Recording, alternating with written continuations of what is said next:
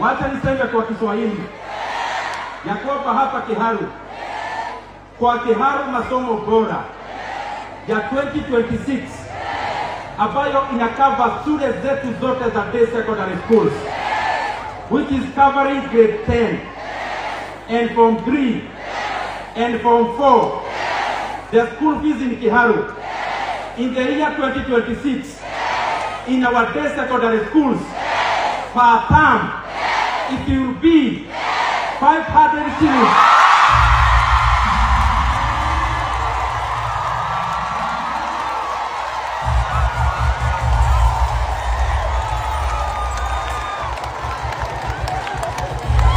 Haya, katobie na mbele. Hello, ni Samuel Wekesa hapa hivi, na watu wametokezea kukriticize hii kazi ya mheshimiwa. Kama huyu anasema amepost hii nyumba akisema inapatikana ni shule moja kule Kiharu kwa Ndindi Nyoro. Amesema tuambiane tu kweli, this is Musenge School in Kitui South kwa mheshimiwa Rachel Kinyamai.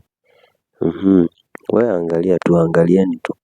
Kuna huyu Peter Kaluma kutoka wapi? Kutoka Homa Bay constituency amesema Ndindi Nyoro should go for a benchmarking in my Homa Bay town constituency. I have achieved more than him. I don't show off. Yeah, kuna watu hata ufanye mazuri aje lazima tuwa criticize guys. Yeah, so kuna manyumba ambazo zimepostiwa, ona. Hii inaonyesha ati ni shule moja inapatikana Kiharu guys. Yeah, for sure. Mi sijui, nyinyi wenyewe utaniambia comment section.